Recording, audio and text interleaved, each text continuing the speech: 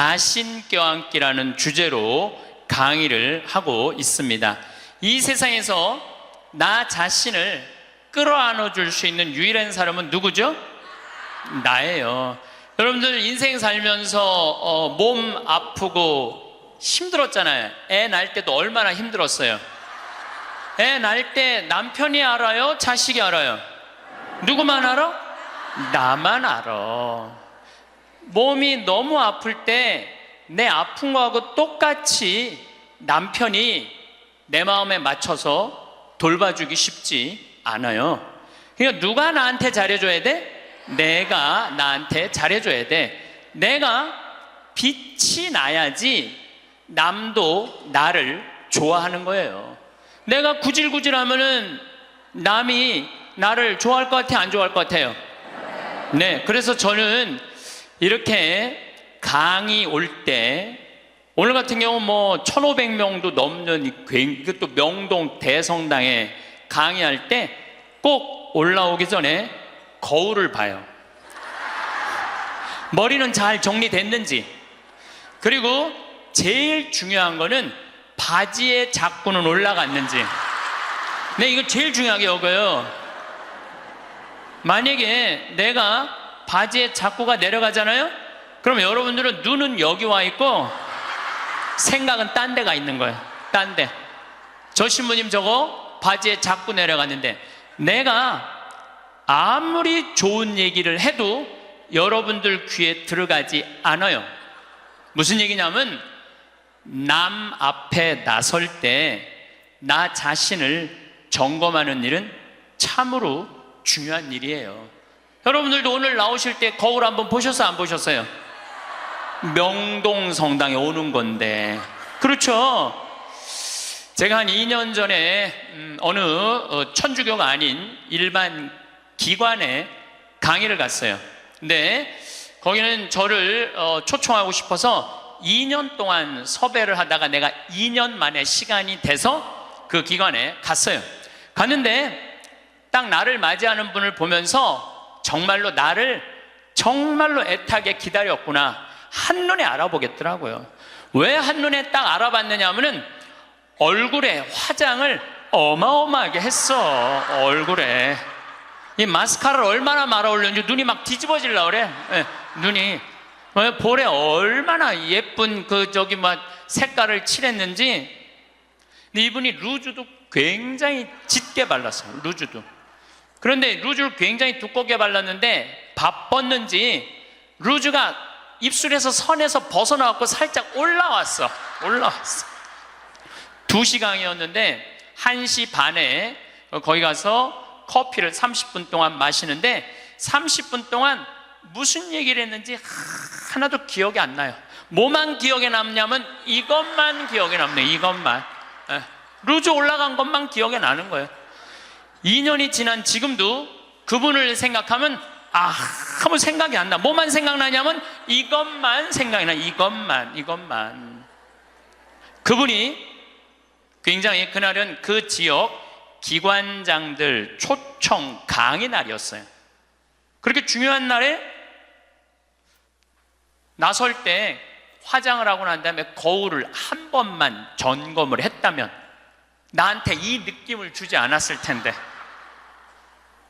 근데 더 슬픈 건 뭐였느냐 하면 그 사무실에 직원이 8명이 있었어요. 8명이 있었는데 아침부터 그걸 봤을 거예요. 근데 아무도 얘기해 주지 않은 거예요. 선생님, 지금 루즈가 선에 벗어났어, 입술에서. 그러니까 화장실에 가서 화장 좀 고치세요 라고 말을 해줬다면 이분은 그 창피를 당하지 않았을 거예요. 우리는 인생을 살아가면서 내가 내 자신을 점검하는 일도 중요하지만 내가 나를 점검할 수 없다면 누가 나를 점검해 줘야 되냐면 친구가 나를 점검해 줘야 돼요. 그래서 여러분들 인생에는요, 친구가 참으로 중요해요. 친구. 나를 점검해 줄 수 있는 친구. 내가 지금 제대로 살고 있나? 제대로 살고 있지 않는가? 옆에서 혼내주고 충고해 줄 친구가 필요하다는 거예요. 저는 신부로 살면서 뭐 좋은 신부들이 많죠. 내 멘토가 3명이 있어요. 첫 번째 멘토 신부는 나보다 3살 나이가 많은 신부예요. 이분은 우리 수원 교구에 사회복지를 꽤 오래 하신 분이에요. 항상 장애자들하고 사시는 분이에요. 근데 이분하고 얘기를 하면은 굉장히 영성적이에요. 정말로 신비가들, 영성가들 이야기를 이렇게 해줄 때 이 신부님을 만나서 하룻밤 자면서 얘기를 하면은 하루 피정하는 기분이에요. 근데 하루는 평창 우리 생태마을에 하룻밤 저하고 이야기를 나누려고 오셨어요. 근데 갑자기 내 옷장을 딱 열어보시더니 제가 강의를 많이 하니까 양복이 많잖아요. 또 내가 한 번은 이렇게 양복이 이렇게 긴 거 이렇게 입고 방송에 나갔더니 할머니들이 신부님 저 긴 양복 입는다고 양복을 맞춰서 보내준 양복도 많아. 평창까지. 그러니까 양복이 한 10몇 벌이 있었어요. 근데 그 신부님이 이런 이야기를 저한테 하시더라고요. 황 신부, 아무리 강의하는 신부지만 양복이 너무 많은 거 아니야? 예수님은 한 벌만 입고 다니라고 그랬는데, 근데 실질적으로 그분은 양복이 2벌밖에 없으세요. 내가 그때 얼마나 창피했는지 몰랐어요. 얼마나 내 자신이 부끄러웠는지 몰라요. 그래서 그 양복 다 정리해갖고 여기 주고 저기 주고 양복을 줄였어요. 그러니까 무슨 얘기냐면은 나를 혼내줄 수 있는 신부가 중요한 거예요.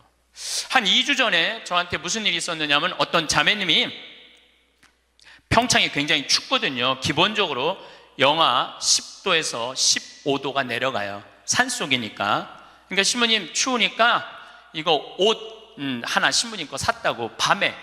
근데 딱 입었는데 옷이 따뜻하게 느낌이 좋더라고요. 근데 신부님 뭐 택인지 그거 띄시면 안 된다고, 혹시 수리받을 일이 있으면 그게 필요하니까 신부님도 휙 버리지 마시라고. 그래서 이제 집에 와갖고 그걸 띄고 딱 가격표를 딱 봤는데 165만 원짜리야. 어쩐지 좋더라고. 그런데 그걸 보고 누구 생각이 났느냐면 우리 베드로 신부 생각이 났어요. 베드로 신부가, 장애자들하고 사는 신부가 내가 이 옷을 입고 다니면 뭐라고 그럴까? 분명히 너 제정신이냐 혼냈을 거예요. 또 내가 이렇게 우리 교우들 뭐 여러분들을 무시하는 게 아니라 여러분들 뭐 입어봐야 20-30만 원짜리 옷 입고 있잖아요. 근데 내가 160만 원짜리 잠바 입고 다니면서 행복을 얘기할 수 있는 자격이 있을까? 그래서 다음날 그 옷을 그분한테 돌려줬어요. 내가 고민을 어마어마하게 했어요. 근데 돌려주면서 이런 말을 했어요. 내 영혼을 죽이려면은 이런 옷을 자꾸 갖다 줘라. 근데 정말로 나를 사랑한다면 나는 10만 원, 20만 원짜리면 족하다. 왜 그렇게 비싼 옷을 나한테 선물을 하느냐. 근데 아마 나에게 그 베드로 신부가 없었으면 눈 감고 입고 다녔을지도 몰라요. 나를 혼내줄 수 있는 신부, 그게 멘토라는 거예요. 두 번째 신부는 굉장히 철학적인 신부예요. 이 신부님은 나보다 4살인가 나는 사실은 나이 많은 거 별로 안 따져요. 뭐 120년 동안 살면서 뭐 3살, 4살 그거 따져. 네가 형이냐 내가 동생이냐. 근데 4살 정도 많은 형인데 이 형은 굉장히 철학적인 신부님이에요. 굉장히 철학적인 신부예요. 그래서 이렇게 대화를 해보면은 하룻밤을 이렇게 지내면서 대화를 하면은 너무너무 철학적으로 나한테 도움을 많이 줘요. 내 멘토 신부죠. 또 한 신부는 나보다 7살 많은 형인데 이 신부님은 아무 생각이 없는 신부예요. 아무 생각이 없는 신부예요. 근데 이 신부님은 아침부터 저녁까지 같이 있어도 지겹지 않아요. 아침부터 저녁까지 같이 있으면 너무 재밌어요. 그리고 이 신부님은 내가 이렇게 밥을 먹고 이렇게 있다 보면 이게 김이 묻어요. 이 신부님은요 떼어줘요. 여기 있는 김 떼어줘요. 여러분들도 본당 신부님하고 이렇게 자매님들하고 밥 먹는데 먹다 김 딱 묻잖아요. 근데 그거 떼어주기 쉽지 않아요. 또 본당 신부님 앞에 김 묻은지도 모르고 하하하하 거리고 그냥 막 웃어도 끝까지 안 떼어줘요. 근데 그분은 내 입술에 김이 묻으면 떼어져요. 얼마 전에는 이렇게 코를 풀었는데 내가 코딱지가 이렇게 묻었나 봐. 코딱지가 묻었는데 진짜로 황 신부 코딱지 묻었네, 그리고 떼어주더라고요. 그 형님은 나한테 한형은 영성적인 멘토, 한형은 철학적인 멘토, 한형은 그냥 삶의 멘토예요. 이 신부님이 아무 생각이 없다고 그래서 아무 생각 없이 사신 신부님 아니에요. 새벽 4시에 일어나고 성서 쓰시고 5시만 되면은 할머니들, 미사 일찍 오는 할머니들 마중한다고 묵주기도 1시간 동안 성당 마당에서 하는 신부님이에요. 사랑이 굉장히 많은 신부님이죠. 그 외에도 우리 동기 중에 선비 같은 신부님도 있고, 또 요즘 세월호 그냥 매일 하는 우리 베드로 부건이 신부님도 있고, 정말 내 주위에 좋은 신부들이 많아요. 여러분들은 인생을 사는데 멘토가 몇 명이나 있어요? 때로는 한 명도 없는 경우 많아요. 내 삶의 문제를 이야기 나눌 수 있는, 허심탄회하게 나눠놓고 이야기할 수 있는 사람이 한 명이 없을 수 있어요.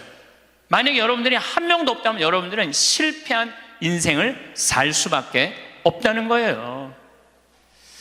그래서 여러분들 오늘 이후부터 멘토를 적어도 3명은 정하세요. 난 오늘부터 황창현 신부님을 내 멘토로 삼을 거야. 그건 안 돼요.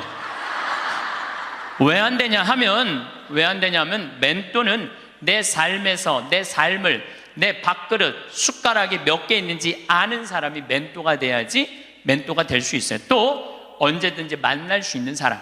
그래서 여러분들 주위에 잘 사는 사람들이 있어요. 분명히 괜찮은 사람들이 있어요. 그 사람한테 찾아가고 나 당신 내 멘토로 삼고 싶다, 나를 좀 도와줘라. 그러면은요, 그렇게 얘기하면 사람은요 책임감을 느끼고 존재의식을 가진대요. 그래서 도와준대요. 그러니까 오늘부터 여러분들 적어도 3명은 찾아가세요. 그래서 나를 고쳐줄 수 있는 사람, 나를 혼내줄 수 있는 사람을 꼭 만드셔야지 인생을 실패하지 않아요. 친구를 잘못 두면요 인생을 망가뜨릴 수 있어요. 최순실 같은 친구를 두면요 인생 망가지는 거예요. 인생만 망가지는 게 아니라 나라도 말아먹을 수 있어요. 나라도 말아먹을 수 있어. 그래서 리카싱이라는 분은 중국의 최대의 갑부예요.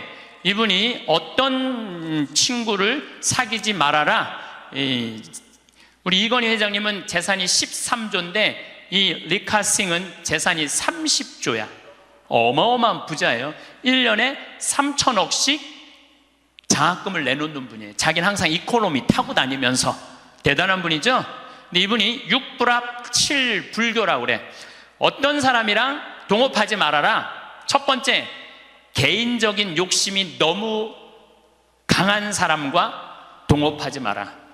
딸 정유라, 그 이상한 고등학교, 이상한 대학교, 비정상적으로 개인적인 욕심이 너무 강했던 사람이죠. 사명감이 없는 사람과 동업하지 마라. 사명감이 없는 사람. 여러분들, 만약에 내 친구가 대통령이야.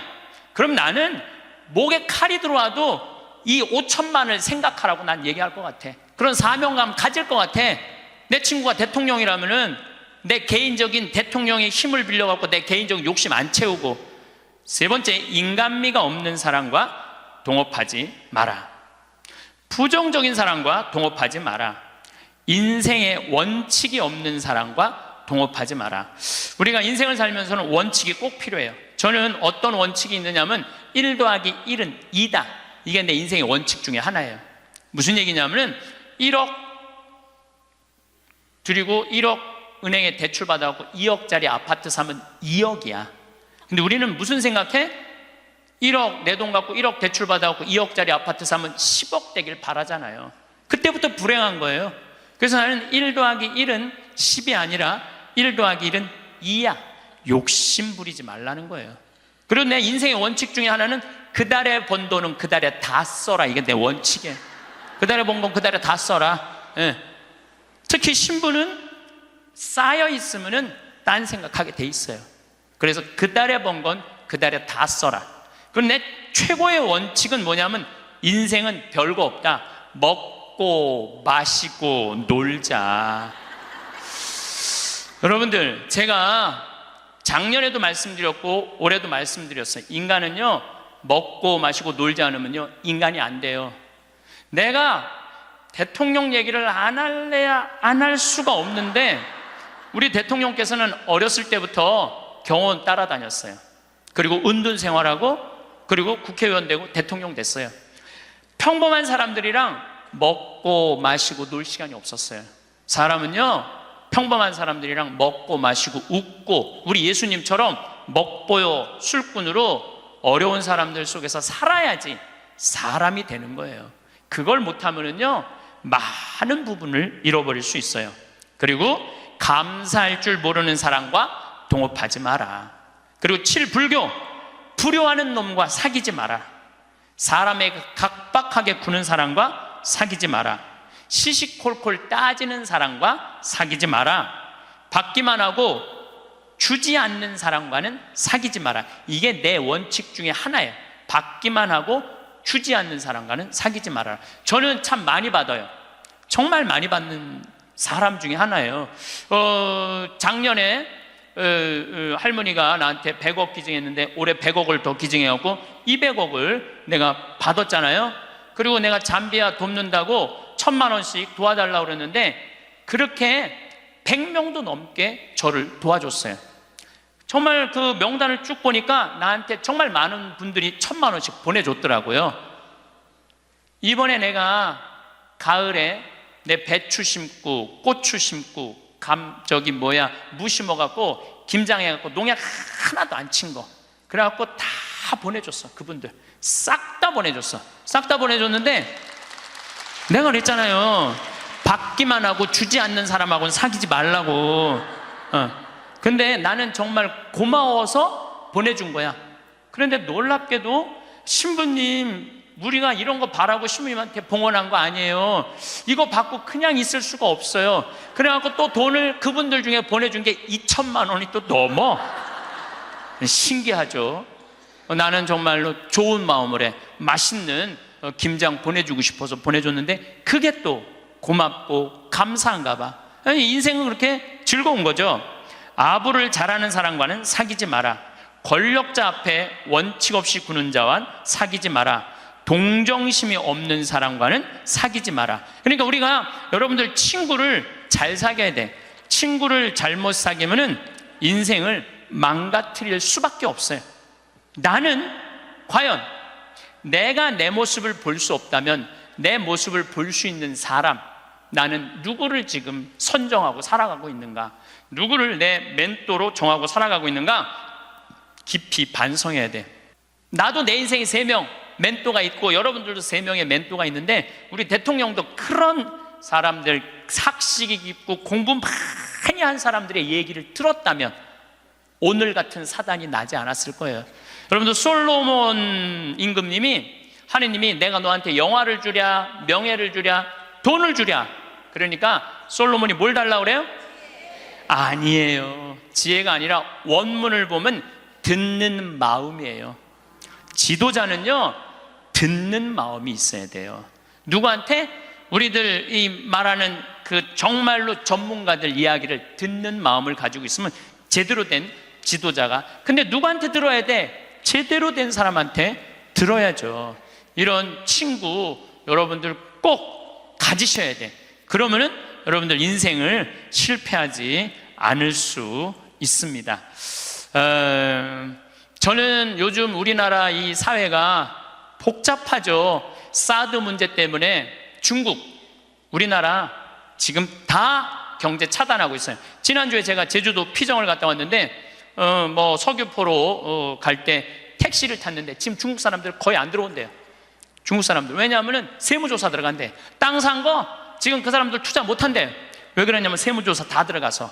그래갖고 너무너무 힘들어. 지금 대통령 내려와라 올라가라 이거 문제할 게 아니에요. 지금 경제가 얼마나 어려운지 몰라요. 지금 며칠 전에는 시와 공단에 있는 본당에 강의를 갔어요. 근데 그 본당 신부가 그러는 거예요. IMF 때보다도 공장이 더 많이 나온다는 거야. IMF 때보다 공장 팔겠다고. 그러니까 지금 나라 경제는요 심각한 거예요. 지금 대통령 올라가고 내려가고 문제가 아니야. 국민들은 지금 빚이 얼마나 많이 늘었어요. 그 전셋값 하늘로 뛰고 참 답답하죠. 지도자들은 저희들끼리 누가 권력을 다음에 먹을 거냐에 눈이 멀어 있고 참 답답하죠. 그런데 답답해하지 마시라고. 왜 답답해하지 마시라고 말씀을 드리냐면, 우리나라는요, 5.16 혁명, 그 다음에 이 5.18 광주, 우리 정말 그 아이들, 그 군인들이 죽이고, IMF, 그래도 나라는 발전하고 있어요. 그리고 100만 명, 200만 명이 데모를 하는데도 어때요? 휴지 하나 없고 폭력 하나 없잖아요. 전 세계에서 이런 나라가 어디 있어요? 내가 보기엔 국민들 수준은 하늘 끝까지 올라가 있어. 국민들이 탄탄하면은요, 다른 나라 같으면 이러면 벌써 전쟁하고 총 쏘고 난리 났을 거예요. 그런데도 국민들이 수준이 높기 때문에 내 눈에는 아무 문제도 아니야.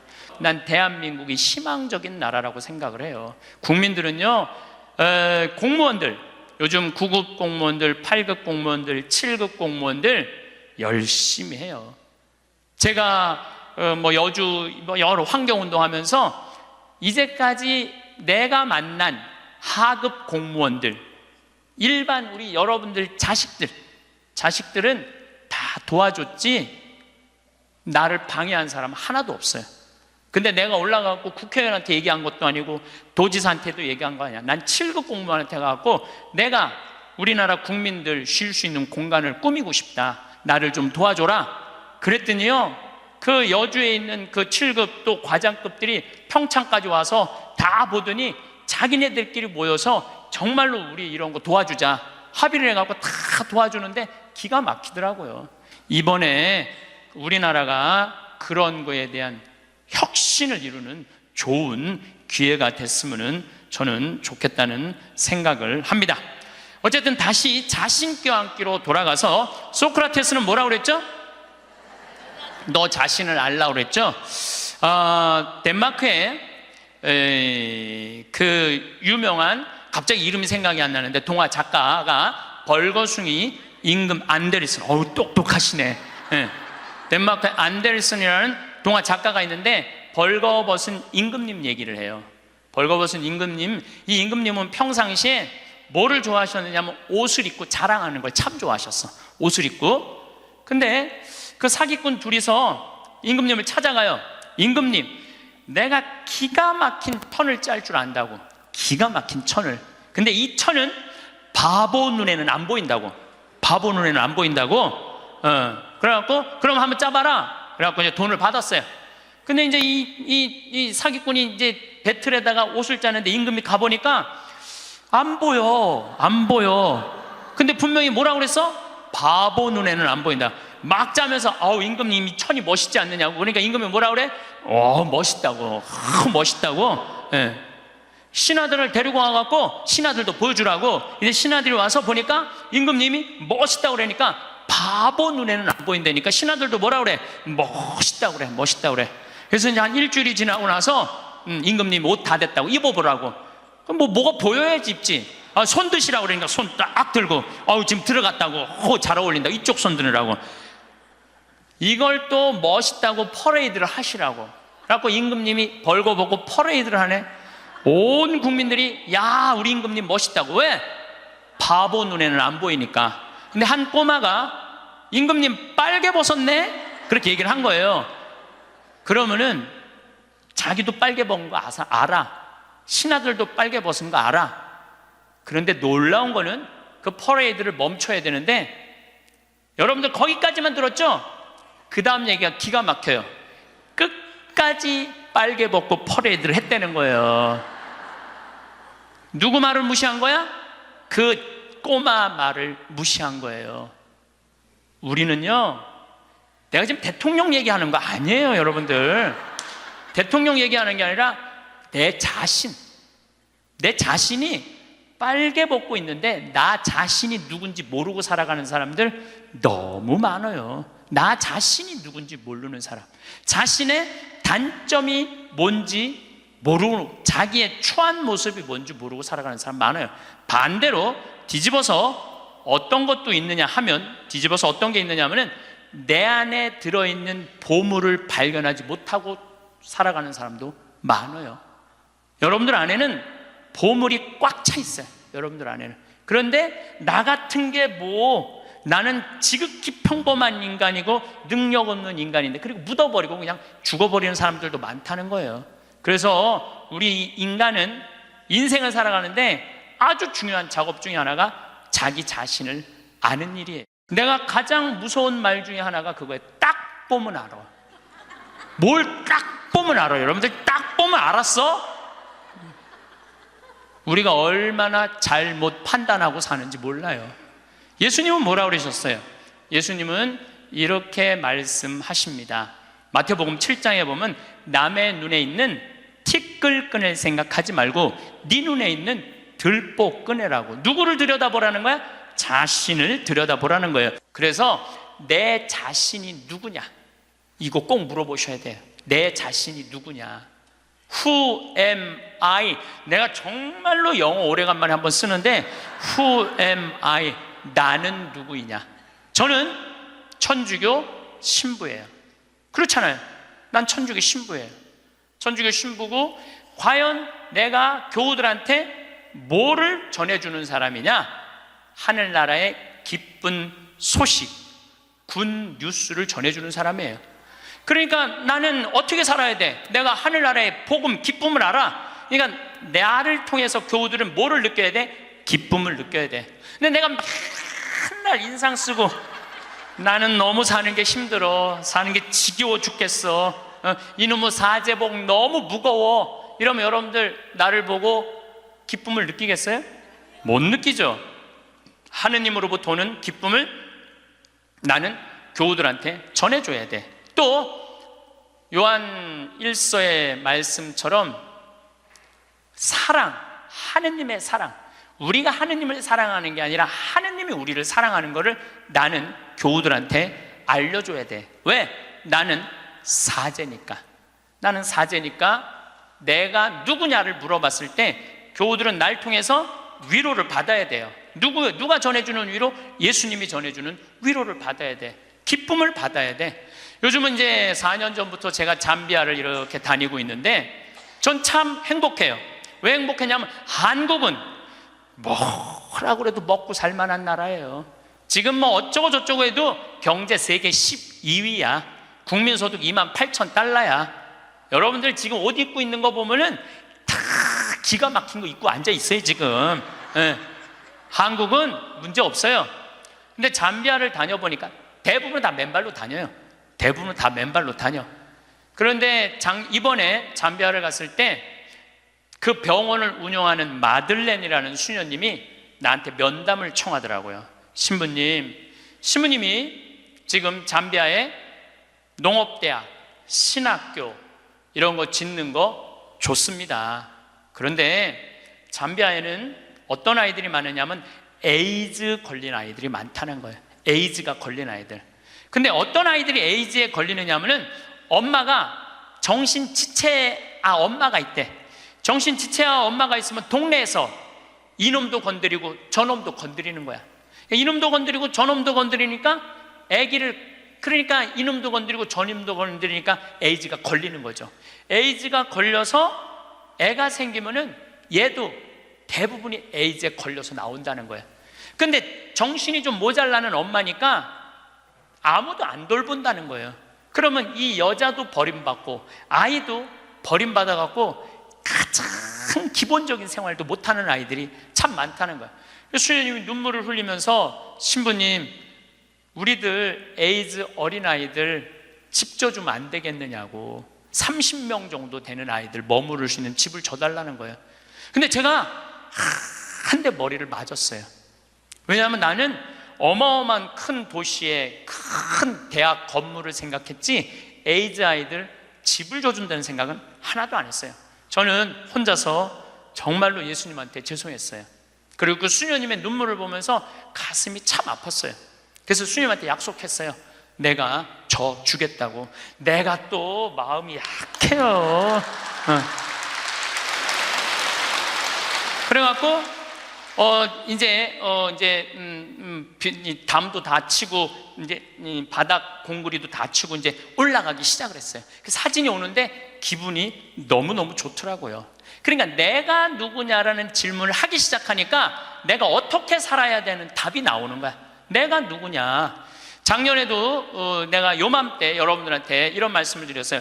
간호대학 짓는데 30명만 나를 1,000만 원씩 도와주면은 내가 간호대학을 짓겠다고. 근데 놀랍게도 3달 만에 30명이 돈을 보내줬어요. 1,000만 원씩. 근데 그 할머니들 중에 신부님 내가 평생 모은 돈입니다. 신부님 내가 자판에서 신발 팔은 돈입니다. 내가 이렇게 모은 돈입니다. 신부님 나도 인생을 살면서 한 번은 좋은 일을 하고 싶습니다. 성당 신축금도 1,000만 원 해봤던 적이 없어요. 저는 많이 해봐야 50만 원 100만 원인데 신부님이 잠비아에 간호대학 짓는다니까 할게요. 그래갖고 정말로 30명이 해갖고 간호대학을 다 져놨어요. 내가 오늘 여러분들한테 또 한 번 사랑을 실천할 기회를 드릴게요. 이번에는 30명도 아니야. 20명이야 20명. 우리 에이즈 이름은 라파엘의 집이에요. 치유 수호천사 라파엘의 집을 여러분들이 봉헌하면은 이제 내가 그분들 나중에 다 잠비아 데리고 갈 거야. 물론 비행기표 본인이 내야 되겠지만은 다 잠비아 데리고 갈 거야.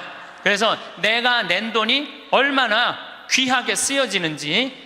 그래서 나는 누구인가? 나는 천주교 사제로서 어떻게 살아가야 하는 게 답이 나와요. 내가 만약에 학교 교사야. 학교 교사면은 어떻게 해요? 나는 아이들한테 뭘 가르쳐 줘야 돼? 인생을 살아가는 방법을 가르쳐야 돼. 어떻게 살아야지 참답게 사는 방법을 가르쳐야 돼. 내가 누구냐라는 질문을 하면, 저는 중학교 1학년 때 세례를 받았어요. 그러면은 세례 받기 전에 저는 어땠느냐? 저는 초등학교 때 그 흔한 반장, 부반장 해봤던 적이 없어요.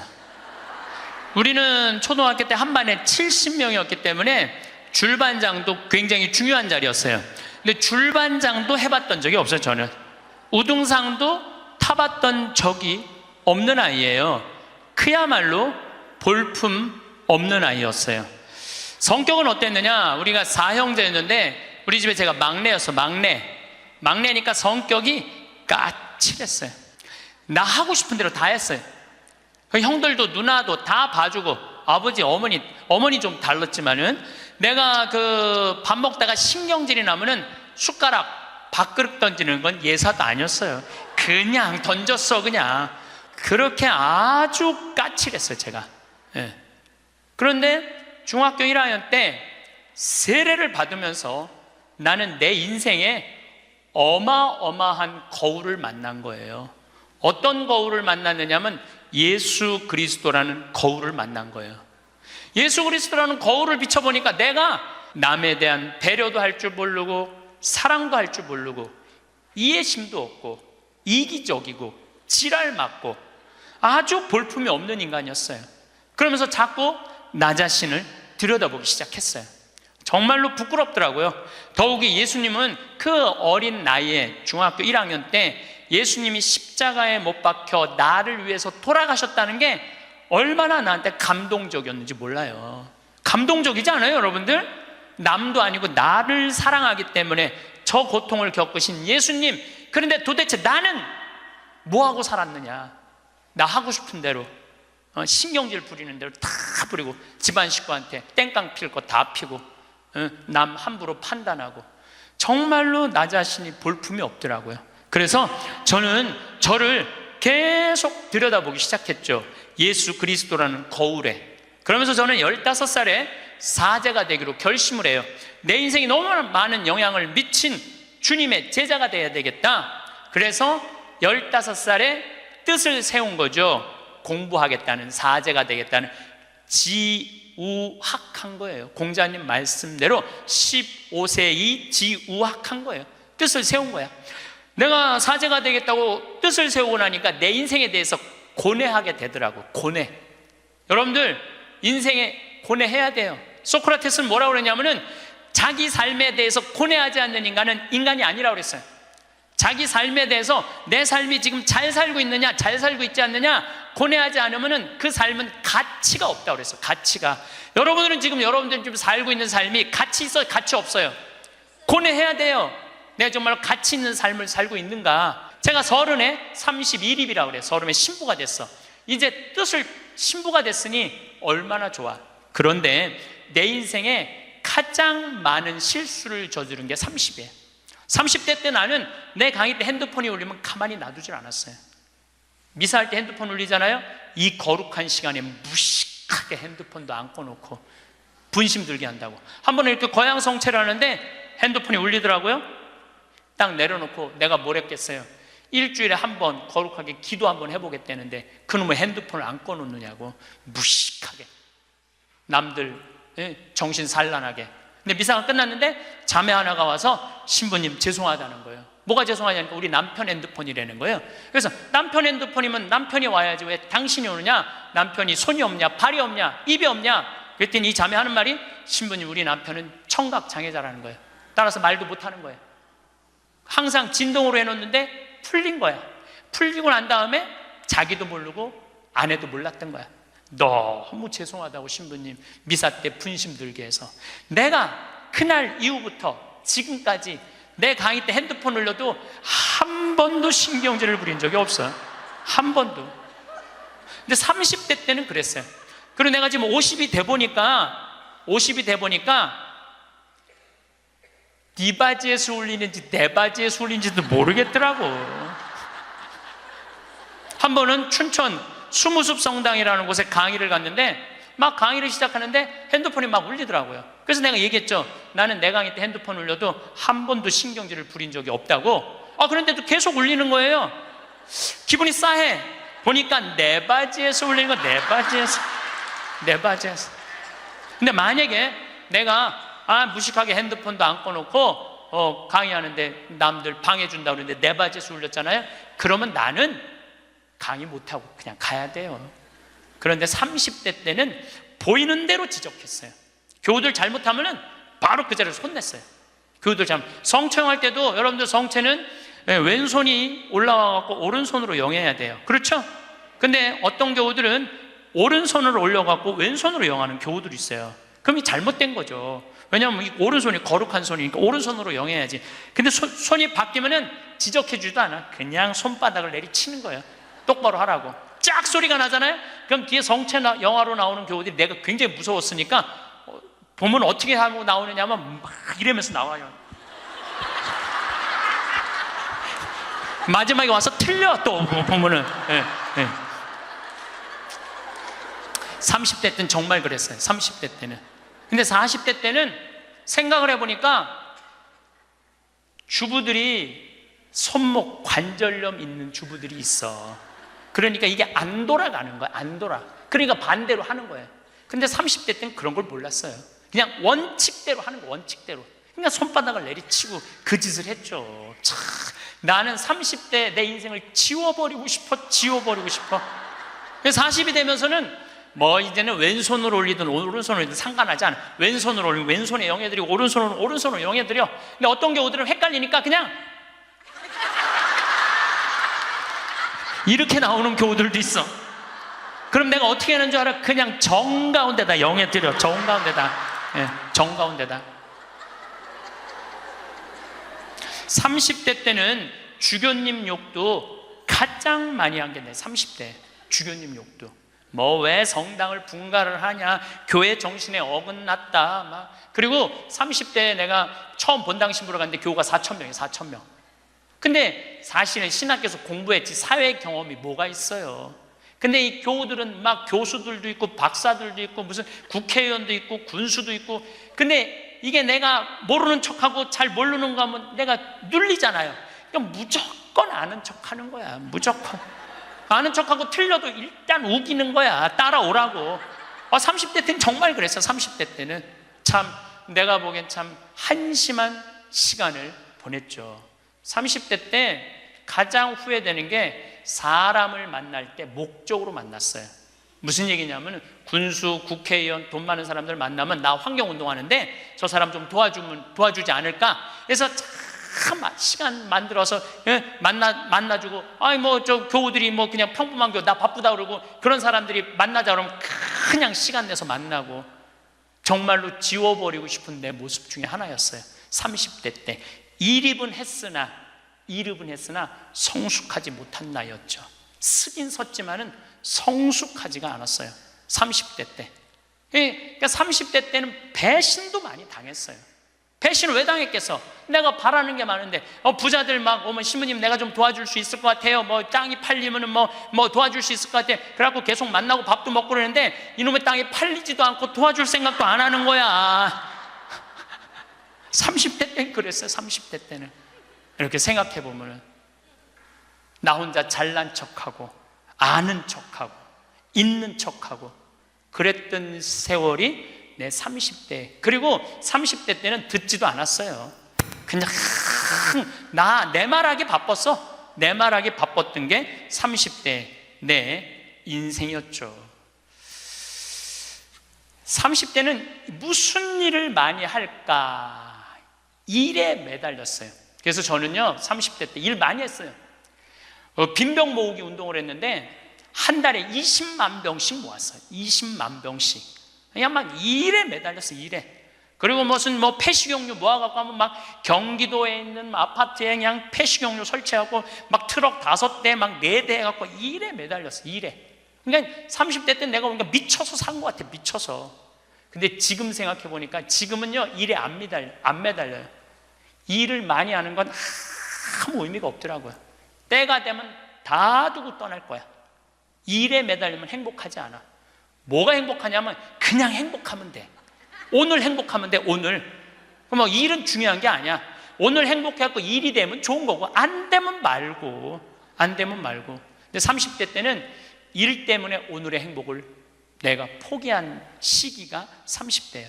40이 되면서 내가 불혹의 나이가 돼. 40이 불혹이라고 그래요. 불혹. 이 불혹이라는 게 무슨 뜻이냐면 유혹이 없는 나이야. 흔들림이 없는 나이야. 의심이 없는 나이야. 40이 딱 되고 보니까 주교님들이 이해가 되더라고요. 주교님들이 우리 수원교구 신부가 500명인데 그 중에 잘 사는 신부들도 있지만 사고 치는 신부들이 얼마나 많아요.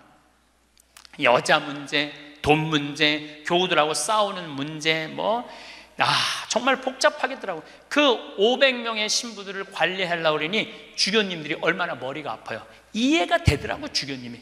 그래서 내가 40살 이후에 그런 주교직이 얼마나 어려운 걸 이해하고부터는 주교님을 욕한 적이 한 번도 없어. 이날 이때까지. 이해가 되니까. 그리고 유혹이라는 게 뭐예요? 불혹이라는 게 뭐예요? 신앙에서도 별로 유혹받을 게 없어. 하느님에 대한 확신, 하느님이 이 세상에 오셨고 예수님 부활한 거에 대한 확신, 그리고 하늘나라 올라가셔서 우리 인생에 관여하고 있는 거에 대한 확신.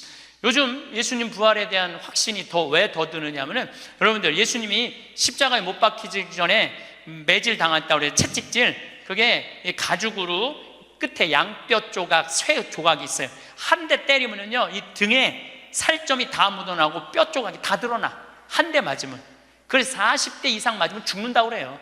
근데 예수님이 그 40대 39대를 맞았다는 거야. 그러니까 예수님 십자가에 올라가기 전 이미 이 피가 너무 많이 흘러갖고 등에 살점이라는 게 거의 없는 상태야. 그리고 십자가에 매달렸을 때 손바닥에 못 안 박아요. 손목에 박지.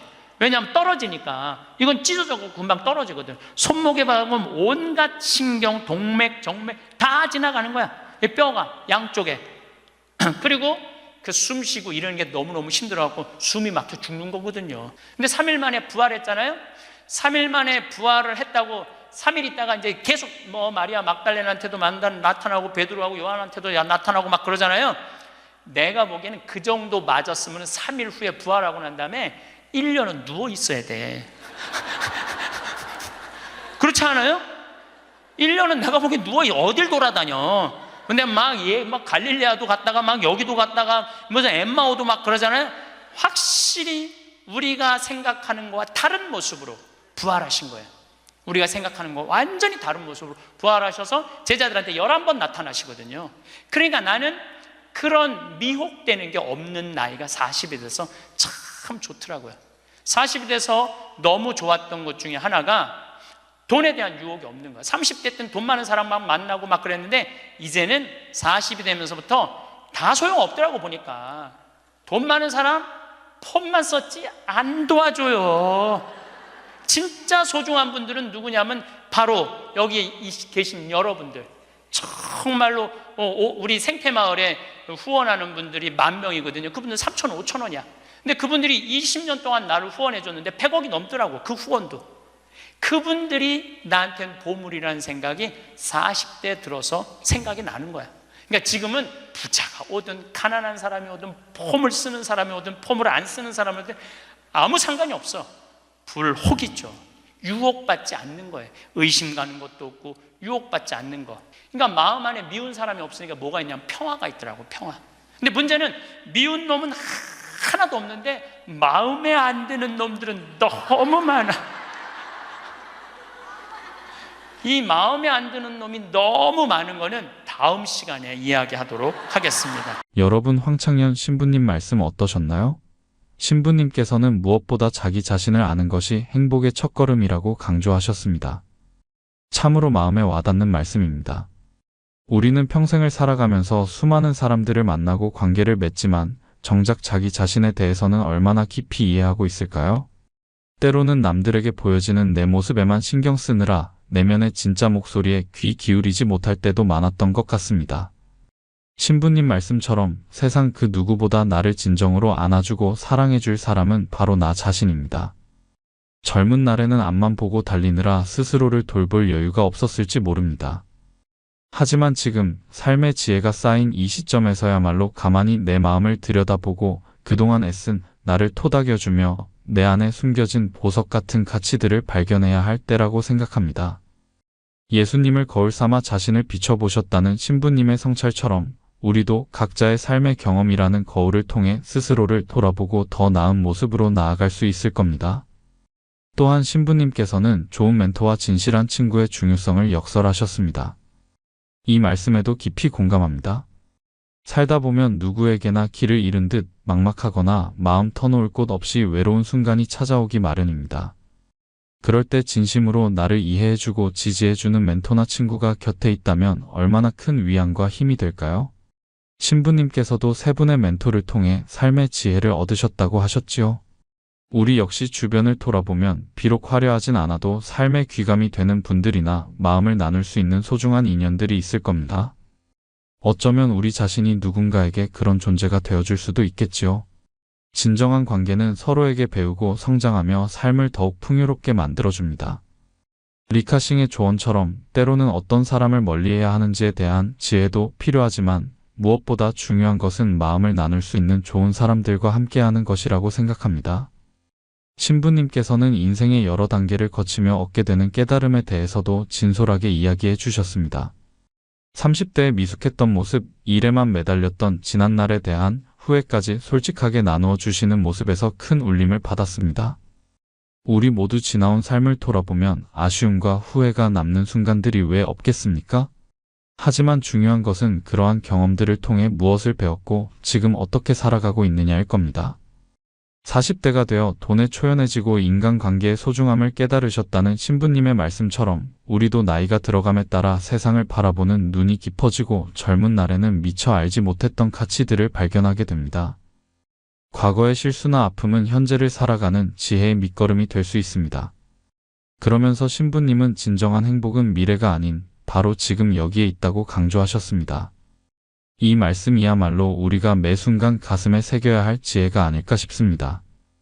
우리는 종종 나중에 언젠가 행복해질 것이라고 막연히 기대하며 현재의 소중한 순간들을 놓치고 살 때가 많습니다. 하지만 행복은 거창한 목표를 달성해야만 얻어지는 것이 아니라 지금 내 옆에 있는 사람들과 따뜻한 눈빛을 나누고 창가에 스며드는 햇살에 감사하며 소소한 일상 속에서 기쁨을 발견하는 데 있다고 믿습니다. 신부님께서 한국 사회의 어려움 속에서도 희망을 이야기하신 것처럼 우리도 각자의 자리에서 현재의 행복을 소중히 여기며 살아갈 때 그 작은 행복들이 모여 더 나은 내일을 만들어갈 수 있을 겁니다. 이어서 황창현 신부님의 말씀을 듣겠습니다. 내가 40이 돼서 제일 감사한 것 중에 하나가 미운 사람이 하나도 없는 거예요. 그리고 미운 사람이 없다 보니까 마음에 평화를 많이 찾게 되더라고요. 근데 문제는 마음에 안 드는 놈들은 너무 많아. 근데 여러분들 인생 살면서 모든 사람들이 마음에 들 수 있을까요? 그건 불가능해요. 왜 불가능하냐면은 보수가 있고 진보가 있고 또 정치에 관심이 있는 사람이 있고 정치에 관심이 없는 사람이 있고 환경에 관심이 있는 사람이 있고 인권에 관심이 있는 사람이 다 달라. 다 다른데 어떻게 나하고 생각이 다르다고 미워할 필요까지 있느냐 이거예요. 그냥 네모난 놈은 네모난 대로, 세모나면 세모난 대로, 동그라면 동그란 대로 인정해 주면 돼요. 그리고 제가 40이 들어서 제일 감사한 것 중에 하나가 30대 때는 일일이 다 지적해주고 가르쳐야지 속이 편했는데 40대는 안 그래요. 왜 안 그러느냐면 귀찮아. 그런 거를 일일이 다 신경 쓴다는 것 자체가 귀찮아요. 그런 것까지 신경 쓰고 살 필요가 없는데 뭐하러 그렇게 그 세세한 것까지 관심을 갖고 사느냐 이거예요. 어제는 이제 수원 우리 내 두 번째 멘토 신부 성당에 가서 강의를 하게 됐는데 오늘 평화방송 한다고 좀 이렇게 마사지를 받으려고 그러는데 마사지 예약한 사람이 까먹고 집에 휴가를 가버렸다고 그러더라고요. 그래갖고 이제 직원을 바깥에서 운전하는 직원을 한 30분 정도 기다리는데 그 성균관대학 수원에 성균관대학이 있는 데인데 그 수많은 젊은 여대생들이 확 지나가더라고요. 그런데 참 슬픈 건지 좋은 건지 모르겠는데 지나만 가지 얼굴이 안 보여. 눈이 이게 침침해 갖고요. 이쁜 여자가 안 보여. 이쁜 여자가. 그것도 한편으로는 참 좋다 그런 생각도 들더라고요. 근데 이제 30분을 내가 길에서 기다리다가 직원이 뭐 때문에 잘못돼 갖고 늦게 도착을 했는데 내가 딱 탔는데 우리 직원이 그러는 거예요. 지금 왜 신경질을 안 부리세요? 그러더라고요. 근데 부리고는 싶은데 기운이 없어. 신경질 부릴 기운이 없어. 그래서 나이를 먹는 게 좋은 면도 있구나. 사소한 것에 신경이 점점 멀어지는 참 좋은 것도 있구나 이런 생각이 들어요. 제가 늘 강의 때 말씀드리지만은 우리가 모든 사람 사랑하기 쉽지 않아요. 근데 문제는 동그란 사람들이야. 마음이 예쁜 사람들은 모든 사람 사랑하려고 그래요. 난 그 사람들이 제일 짜증나는 사람들이에요. 모두 사랑하려고 덤비는 사람들. 예수님은 모두 사랑하라고 그런 적이 없어요. 서로 사랑하라고 그랬죠. 언제 모두 사랑하라고 그랬어요. 여러분도 오늘 이후부터 서로 사랑하세요. 우리 인생에는 궁합이 맞는 사람이 있어요. 이거 아주 중요합니다. 나하고 궁합이 맞는 사람이 있어요. 저는 내 인생에 참 궁합 맞는 사람들이 많은 편인데 내 인생 가장 궁합 잘 맞았던 분은 2012년에 돌아가신 87세에 돌아가신 김창린 필립보 신부님이 나하고 궁합이 제일 잘 맞았던 신부님이에요. 근데 이 신부님은 내가 신학생 때 별명이 호랭이 신부님이에요. 호랭이 신부님. 호랭이 신부님인데 얼마나 무서웠느냐 하면은 미사 딱 문 딱 잠궜어요. 미사 시작하면은. 그리고 미사 때 움직이잖아요. 그 자리에서 쫓아냈어요. 나가라고. 미사 때 움직이면은. 조금도 떠드는 걸 못 보셨어요. 조금만. 만약에 애가 뛰어다닌다 그럼 애 3살 4살도 욕을 바가지로 얻어먹어요. 욕을.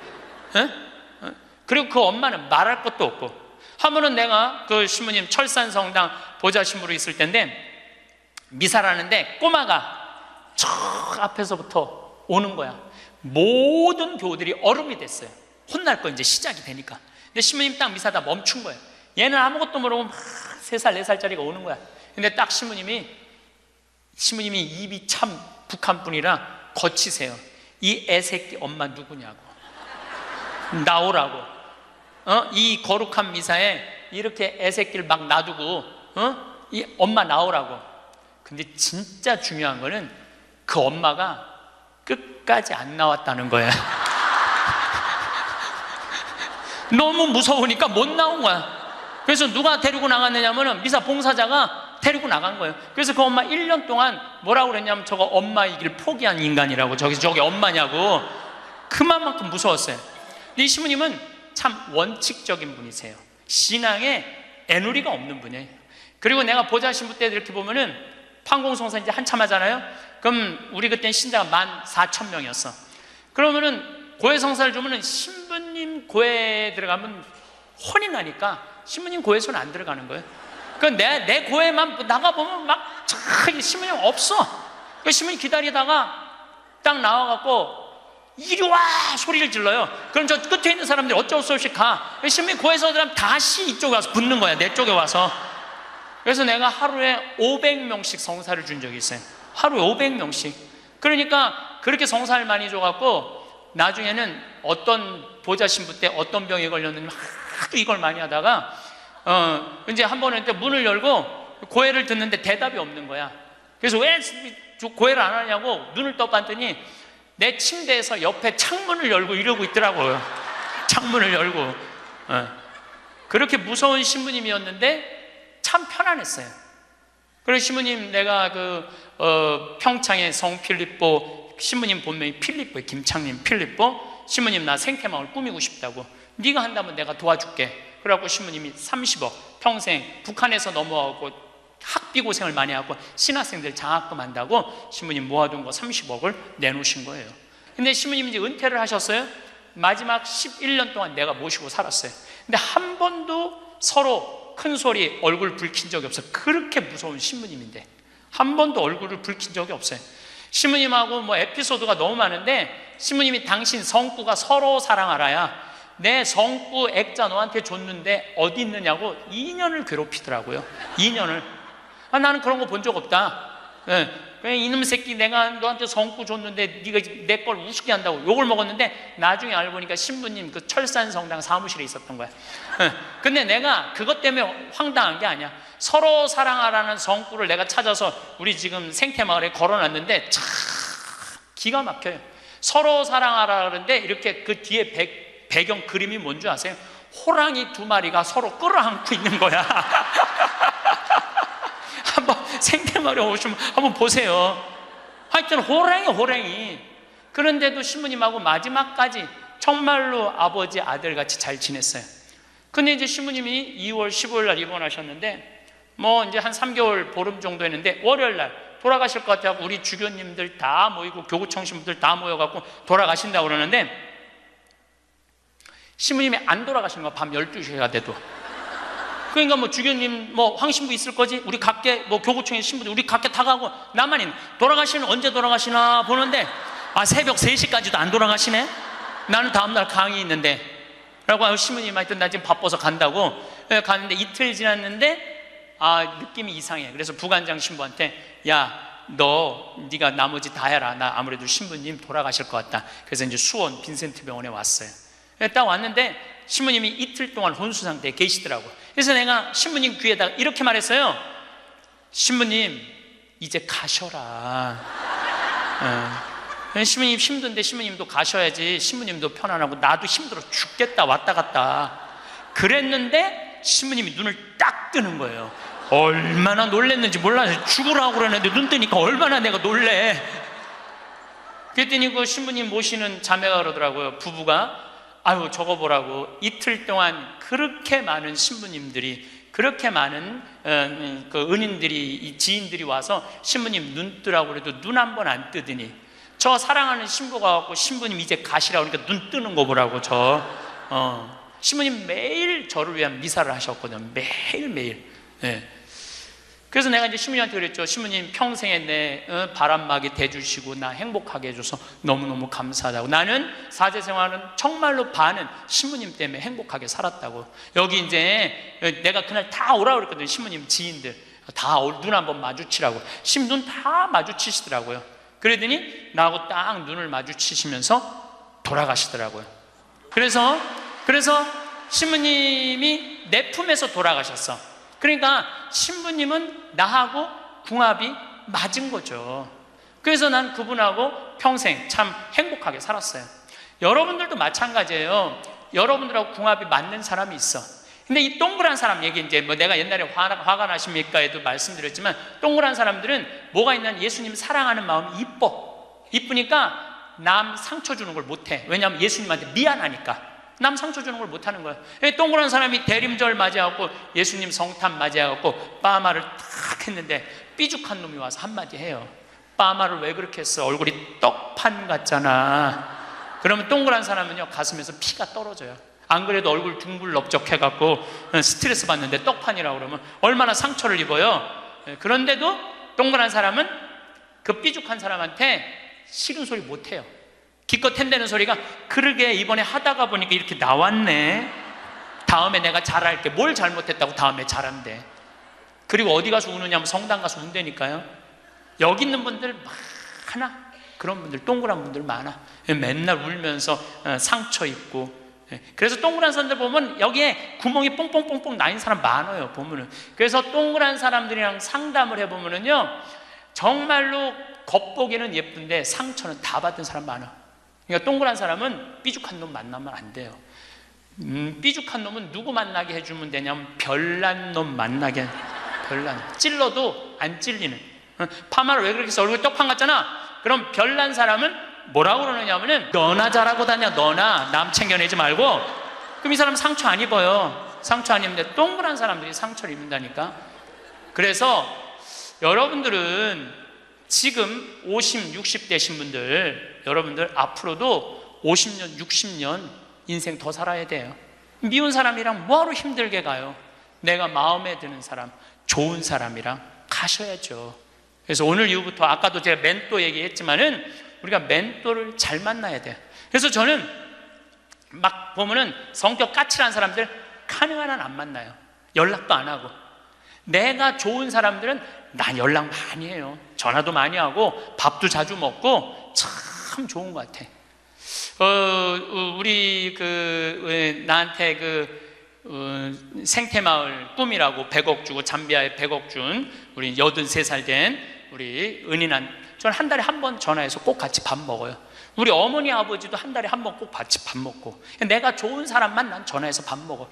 굳이 삐죽한 애 전화해갖고 내가 예수 그리스도의 이름으로 저 사람을 사랑하고야 말리라, 난 안 그런다 이거야. 그래서 40 부록이 되면서 유혹도 흔들림도 의심도 별로 없어진 것에 대해서 너무너무 감사하다는 거죠. 50이 지천명이야. 50이 지천명. 50이 되면은 뭐 해야 되느냐면 하늘의 뜻을 아는 나이야. 49까지는 세상에 관심이 많았다면 50부터는 어디에 관심이 많아야 돼? 하늘나라에 관심이 많아야 돼. 여러분들은 49까지는 세상에 속해서 살았어. 세상 일 많이 하고 살았어요. 그럼 50부터는 이제 내가 이제 어디 갈 거야? 하늘나라 갈 거 아니야 이제? 이제는 갈 날이 점점 다가오잖아요. 그러면 하느님의 뜻을 알라고 해야 되지 않아요? 하느님의 뜻을. 제가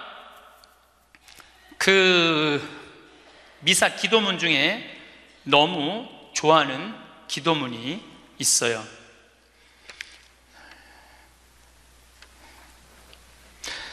하느님 아버지, 성찬의 전례 때예요. 저희가 그리스도의 죽음과 부활을 기념하며 생명의 빵과 구원의 잔을 봉헌하나이다. 또한 저희가 아버지 앞에 나와 봉사하게 하시니 감사하나이다. 많이 들어봤죠? 또한 저희가 아버지 앞에 나와 봉사하게 하시니 감사하나이다. 저는 반장, 부반장, 줄반장도 해봤던 적이 없어요. 우등상도 타봤던 적이 없어요. 내 평생에 1등이라는 건 한 번도 해본 적이 없어요. 1등이라는 건 한 번도 해본 적이 없어요. 그런데 나같이 부족한 인간이, 오늘도 이제 미사 같이 봉헌하겠지만은 이 많은 교우들한테 기도를 바쳐 올릴, 또한 아버지 앞에 나와 이 많은 교우들을 위해서 미사 드리게 해주는, 또한 아버지 앞에 나와 봉사하게 해주시니 감사나이다. 난 너무너무 영광스러운 거야. 아버지 일을 하는 것에 대해서 너무 감사하는 거야. 30대 때는 하느님의 이름을 빌려서 내 일을 했어요. 30대 때는 어땠냐, 뭐가 진행이 안 되면 성질을 있는 대로 부렸어요. 30대 때는. 근데 요즘은 막 일이 진행이 안 되잖아요. 그럼 딱 내려놔요. 그리고 이렇게 말합니다. 당신이 원하는 게 아니네. 그거 딱 내려놔요. 당신이 원하는 일이면, 하느님 당신이 원하는 일이면 되겠지. 제가 작년에 잠비아에 가갖고 간호대학 수도된 걸 보고 저 사는 맛 사는 멋 삶 껴안기 책 파는 거 2억 인쇄 내놨다고 그랬잖아요. 그래갖고 교우들한테 1,000만 원씩 30명만 도와달라고 그랬잖아요. 그런데 2월 달에 방송에 나갔는데 4월 마지막 주에 2억 8천이 모인 거야. 2달 만에 2억 8천이. 내가 한번 모금도 나간 적이 없는데 다 전화해서 마지막 토요일에 내가 하느님한테 이렇게 기도했어요. 하느님, 왜 2천만 원이 비냐고. 진짜 그렇게 기도했어요. 진짜. 아니 내가 2억을 내놨으면 당신 3억 내놔야 될 거 아니냐고 그렇게 기도를 했는데, 그날 저녁에 종교도 다른 할머니가 나한테 전화했어요. 신부님, 당신이 기도를 하는 중에 내가 돈이 필요할 것 같아갖고 2천만 원 보냈다는 거예요. 2천만 원.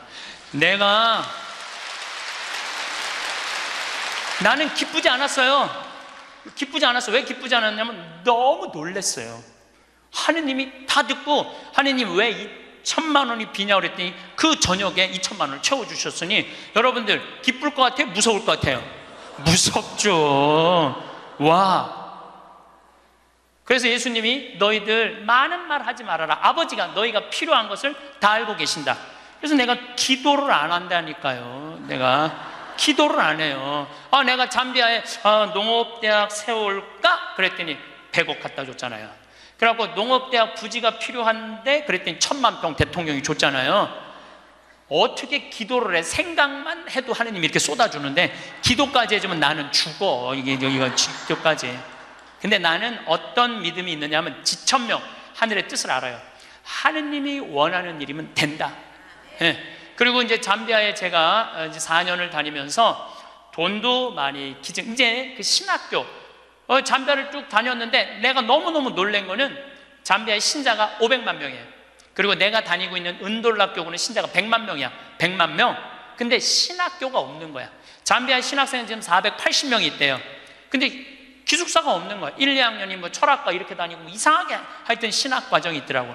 그래서 은돌라 교구의 반달 주교님께서 나한테 요청이 왔어요. 우리 여기 잠비아에 신학교를 좀 줘달라고. 근데 그 신학교 짓는 거 어렵잖아. 땅 이미 1,000만 평 있고 10억이면 신학교 짓거든요. 10억이면 벌써 100억 기증 받았고, 나는 농업대학만 할 생각을 했지 그 신학교 줘줄 생각을 안 했거든요. 근데 생각해보니까 이거 신학교 짓는 거 이게 정말로 의미 있는 일이구나. 이게 누구의 뜻이냐? 1,000명이라는 거야. 하느님의 뜻이구나. 그래서 요즘 이제 신학교를 이제 설계를 다 끝냈어요. 신학교 설계도 다 끝났어. 그래갖고 짓는데 이제 반달 주교님이 지난 10월 달에 한국에 들어오셨어요. 근데 또 마침 우리 수원교구의 이용훈 주교님께서 그러면은 저도 그렇죠. 우리 수원교구 주교님 이름으로 책임지고 끝까지 져주기로 두 주교님께서 사인을 딱 했어. 내가 그걸 보면서 그래, 하느님이 이렇게 역사하시는구나, 그런 걸 느끼면서 내 일을 하는 게 아니라 이제 누구 일을 해? 하느님의 일을 해. 하느님의 일을 하니까 내가 책임질 필요 있어요, 없어요? 없어. 누가 책임져야 돼? 하느님이 책임져야 돼.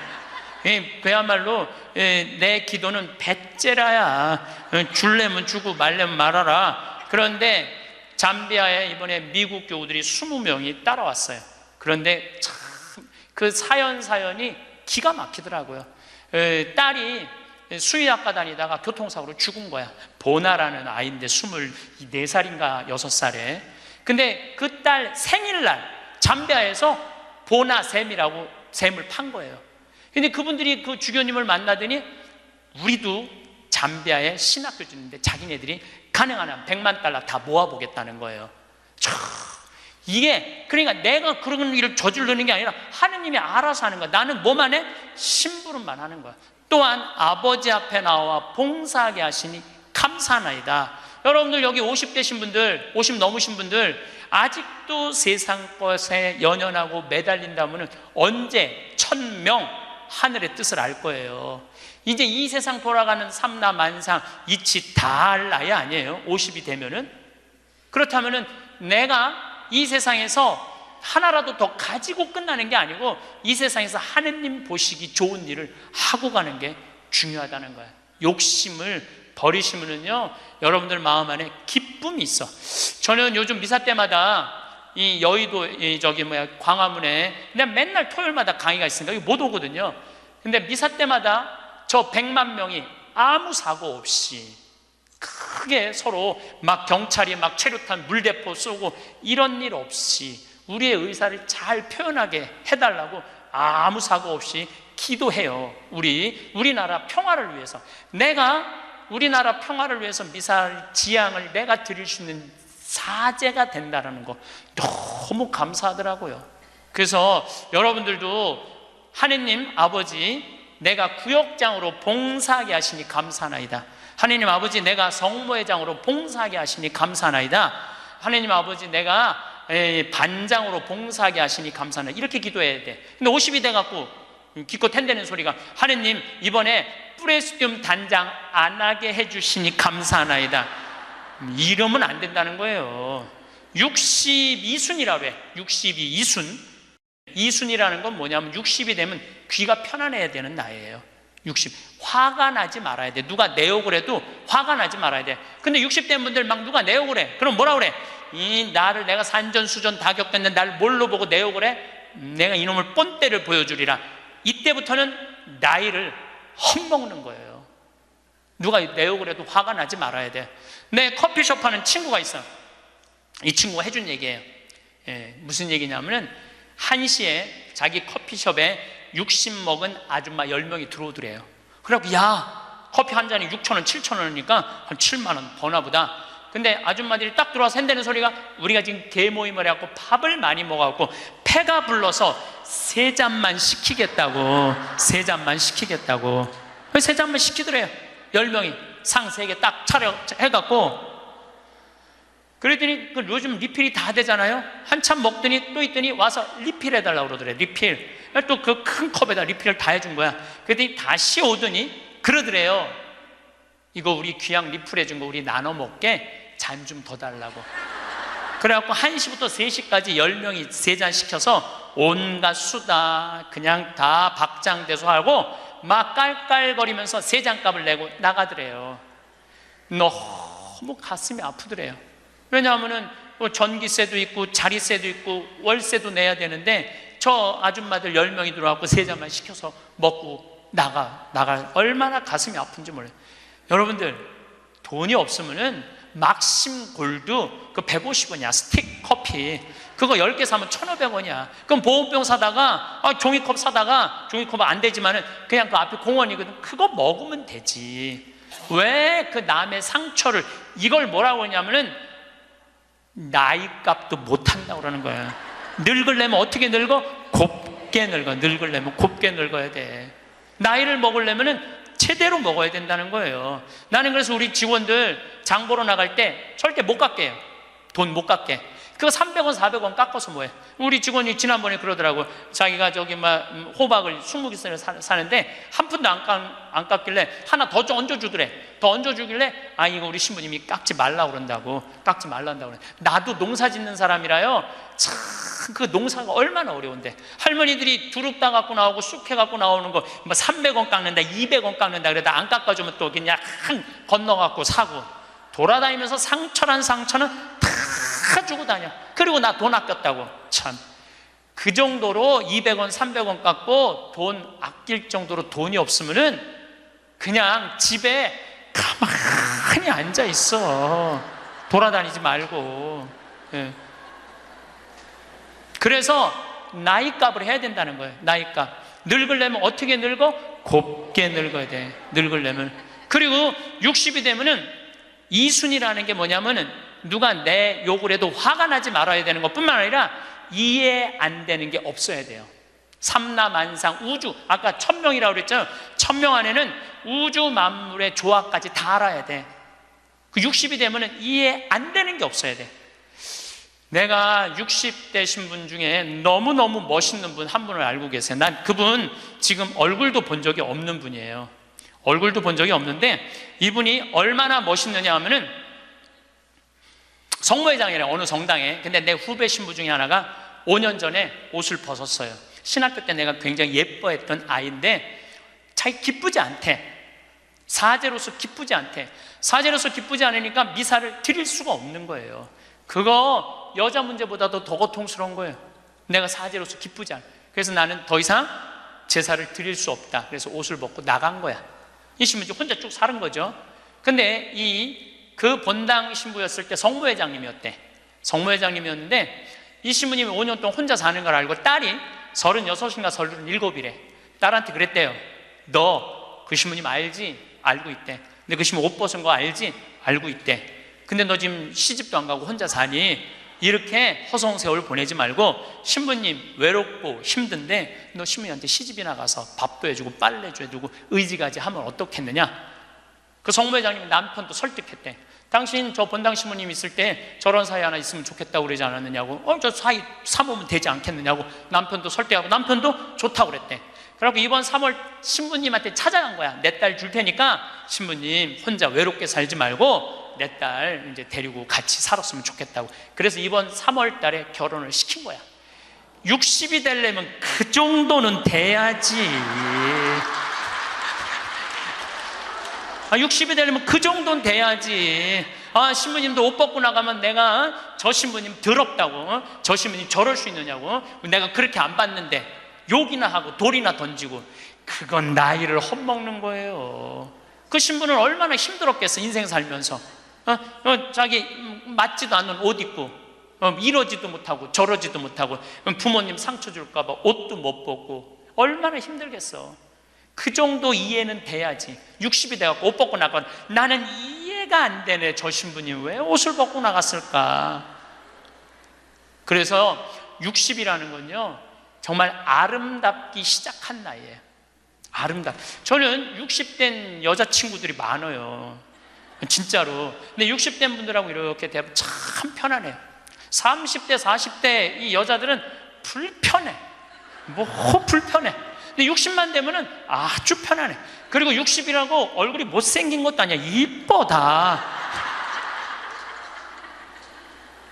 60은 내가 보기에는 아름답기 시작한 나이에요. 아름다운 모습으로 나이를 들어가는 것. 누가 뭐라 그래도 받아들이고 포용할 수 있는 따뜻한 나이가 저는 60이 아닌가 싶어요. 70이 종심소욕 불육이라고 그래요. 뭐라 그러면 70이면 마음을 따른, 욕구가 일어나는 마음을 따라도 법의 어긋남이 없는 나이야. 그러니까 내가 한 70 넘은 분이 내가 욕심껏 행동을 해도 그게 법에 어긋나지 말아야 돼. 다시 말해서 좀 쉽게 얘기하면 우리 천주교 교우들 알아듣기 쉽게 말하면 70에 내가 하는 행동이 하느님이 하는 행동하고 똑같아야 돼. 70은. 근데 70된 할머니들 막 잔치집에 갔는데 그냥 부친 게 맛있다고 꼬쟁이에 그 집에 뭐 부친 게 남든 뭐 모자라든 상관하지 않고 꼬쟁이에 싸갖고 막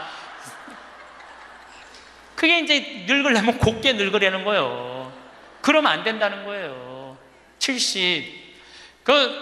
불류구라는 게 뭐냐면 자야, 자. 예. 자가 넘침이 없는 거. 우리 요셉 성인을 의인이라고 그러죠. 왜 의인이라고 그러는지 아세요? 목수들은 자가 생명이에요. 그래서 길이가 정확해야 돼. 그래서 목수들은 재판할 때도 누구를 불러냐? 목수를 불러요. 목수를 불러갖고 이 사람이 정확하게 계산한 거냐? 누가 다 계산해줘? 목수들이 계산해줘서 그 의인이야, 의인. 그러니까 어긋남이 없는 거야, 어긋남이. 70이 되면은. 근데 70이 됐는데도 불구하고 욕심을 부리고. 난 70된 할머니들 싸우는 거 많이 봤어요. 우리 생태마을에 노인대학이 많이 오거든요. 그리고 우리 이제 항아리가 거의 1000개 정도 돼요. 항아리가 1000개 정도 되는데 항아리는 열어보면 안 돼요. 그러니까 이제 노인 할머니 한 분이, 내가 들은 얘기야. 할머니 한 분이 와갖고 그 문을 이렇게 걸어두거든요. 근데 문을 열고 들어가더래. 그 항아리 있는 대로. 그래서 봉사자가 할머니 거기 들어가시면 안 돼요. 들은 척도 안 하고 들어가더래. 거기를. 그러더니 이제 항아리를 하나하나 보더래. 그래서 할머니 그 항아리 열어보면 안 돼. 들은 척도 안 하고 항아리를 고무 밴드를 벗기더래. 할머니 그 찍어 먹으면 안 돼. 들은 척도 안 하고 찍어. 그 항아리 하나 200만 원인데 300만 원인데 그거 하나 저기 막 거기에 구데기 생기면 누가 책임질 건데. 예. 그래서 우리가 나이를 먹어가면 먹어갈수록 상식이 가득 차야 돼요. 나이가 먹을수록 어린아이가 돼가는 경우가 참 많아요. 근데 공자님이 73살까지 살다가 죽었어. 무슨 얘기냐면은 천지가 80이 넘게 사는데 70까지만 얘기를 하고 죽은 거야. 공자님이 80은 어떻게 살으라고. 그래서 내가 80을 내가 생각을 해봤어요. 80은 뭐 해야 되는 나이냐면은 생생지심의 나이예요. 생생지심. 생생지심이라는 게 뭐냐면은 생명을 사랑하는 나이야. 80은 생명을 사랑하는 나이. 80까지 살면은 여러분들 감사하지 않아요? 감사하죠? 저는 46세 위암 수술을 하고 매년 가을마다 단풍 구경을 가요. 매년 셋째 주 월요일 날 우리 부관장 출신 신부들하고 단풍 구경을 가는데 너무너무 아름답더라고. 그때 내 기도문이 뭐냐면 하느님 올해도 단풍을 보게 해주셔서 감사합니다. 이렇게 아름다운 단풍을 보게 해주셔서 감사합니다. 근데 80이 된 분들은 단풍을 몇 번을 보는 거야? 80번을 보는 거 아니에요. 얼마나 감사해. 근데 80 먹은 할머니들 뭐 다리도 아프고 허리도 아프고 뭐 귀찮지. 근데 이렇게 말해요. 늙으면 죽어야 돼. 사는 게 귀찮아. 사는 게 재미가 하나도 없어. 내가 인생 살아보니까 믿을 놈 한 놈도 없어. 머리 검은 짐승한테는 잘해주는 게 아니야. 80 먹은 할머니가 이렇게 부정적인 얘기를 하면은요, 이 할머니는 인생을 실패한 할머니예요. 실패한 거 아니에요? 생명을 사랑하는 나이. 오늘도 이렇게 하루를 나한테 선물로 주신 하느님한테 감사하다고. 진달래를 보면 이번에도 한 번 더 이 아름다운 진달래를 보게 해주셔서 감사하다고. 단풍을 보면 이 아름다운 단풍을 한 번 더 보게 해주셔서 감사하다고. 살아있음에 대해서 감사하고.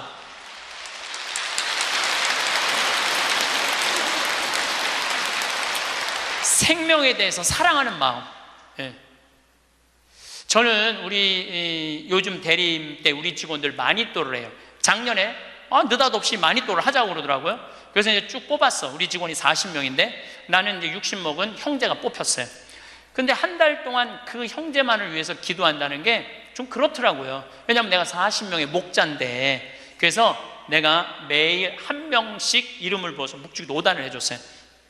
나는 어떤 신념이 있느냐면 하루에 묵주기도 기도 5단 이상 하면 안 된다는 신념이 있어요.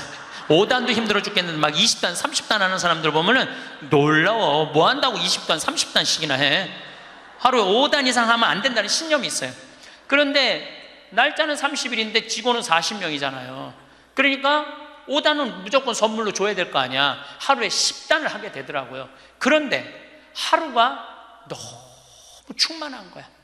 막 10단을 하니까 더 충만한 거야. 이거 봐라. 이 남을 위해서 기도하는 게 참 좋으네. 너무 좋더라고, 기도하는 게. 1월 달에 딱 되고 나는데 우리 어머니 아버지 막내 세연이라고 이제 증손녀가 태어났는데 23명이야. 매일 한 명씩 묵주기도 5단을 했어요. 2월 달에는 내가 이제까지 살아오면서 나하고 사이 좋았는데 죽은 사람들 위해서 묵주기도 5단. 여러분들 여기 화랑에 작년 12월 14일 날 내 친구 신부 김순겸 사도 요한 신부가 모잠비크에서 선교사 하다가 죽었어, 교통사고로. 근데 그 신부가 그림 그린 거 여기 지금 전시해요. 난 그렇게 그림 잘 그리는지 몰랐어. 지금 아까 내려왔다 왔는데 너무 그림 잘 그리더라고. 우리 순겸이 신부, 뭐 성모님이 너무 사랑하지만 천당 가게 해달라 그러고, 또 안토니오 신부, 여러 신부들, 또 내가 글라라, 여러 하여튼 죽은 사람들 한 달 동안 기도해 주니까 기분이 내가 너무 좋더라고. 그래서 3월 달부터, 올해 3월 달부터는 이제까지 어려서부터 지금까지 나한테 잘해줬던 사람을 위해서 묵주기도를 맨날 해요. 그러나 한 메시지 보내요. 내가 너 위해서 오늘 묵주기도 했다고. 알아야 될 거 아니야. 내가 그렇게 힘들게 묵주기도 5단 했는데 알아야 될 거 아니야. 근데 다 못했어요. 신부님 미운 사람 없어요? 여러분들, 내 가슴이 얼마나 넓다고 미운 놈까지 다 고이 간직해야 돼? 그렇지 않아요? 여러분들 미운 사람 꼭 가슴에 간직해야 돼요? 미운 사람 빨리 빼버리세요. 그리고 어떤 사람만 간직하면 돼? 좋은 사람, 소중한 사람만 하면은 그러게도 우리 인생은 벅차요. 근데 6.25 전쟁 똥구멍이 찢어지게 가난할 때 그때 내 돈 떼어먹고 도망간 놈, 내 상처 준 놈 그냥 기억할 필요가 뭐가 있냐 이거예요. 80이 돼서 이제까지 큰 사고 없이 6.25 넘어오고 그 힘든 거 다 넘어와서 지금 살면은 오늘 하루 밥 세 끼 먹으면 감사하면 돼요. 그래서 80 되신 분들은 입에서 뭐가 나와야 돼? 감사가 나와야 돼. 제가 자신 껴안기라는 주제로 이야기를 이제까지 했습니다. 여러분들 나 자신을 껴안을 줄 알아야지, 나 자신을 껴안을 줄 알아야지 잘 살아요. 잘 살아야지 잘 죽을 수가 있어요.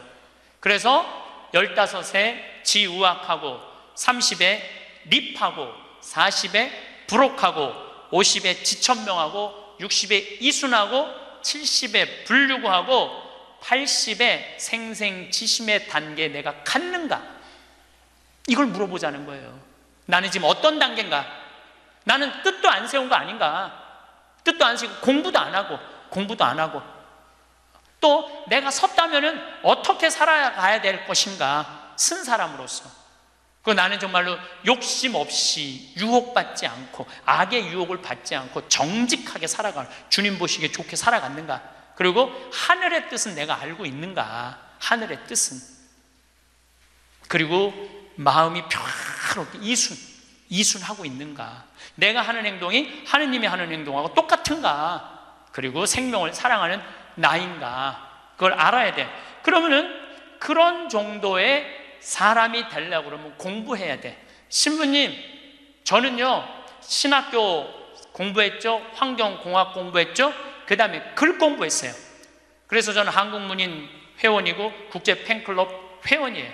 물론 우리 가톨릭 문인 회원이에요. 그래서 글 쓰는 공부 많이 했어요. 제가 잘났다는 게 아니고 끊임없이 공부하는 걸 게을리하면 안 돼요. 저는 요즘 무슨 공부를 하느냐면 성서 공부를 하고 있어요. 안병철 신부님 사도행전 강의 참 열심히 들어요. 최승종 신부님 강의 참 좋아요. 끊임없이 들어요. 요즘 사도 바울에 대해서 공부 많이 해요. 정말로 재밌더라고요. 사도 바오로 보통 분이 아니야. 사도 바오로가 예수님이 30년에 돌아가셨는데 사도 바오로는 35살에 개종을 해요. 5년 동안 천주교 신자를 얼마나 많이 박해했는지 몰라. 5년 동안 집집마다 다니면서 잡아 감옥에다 가뒀어요. 집집마다. 스테파노 죽일 때 옷 들고 있었고, 그리고 다마스커스로 가다가 이 말에서 떨어지죠. 예수님이 사울아 사울아 왜 나를 박해하느냐.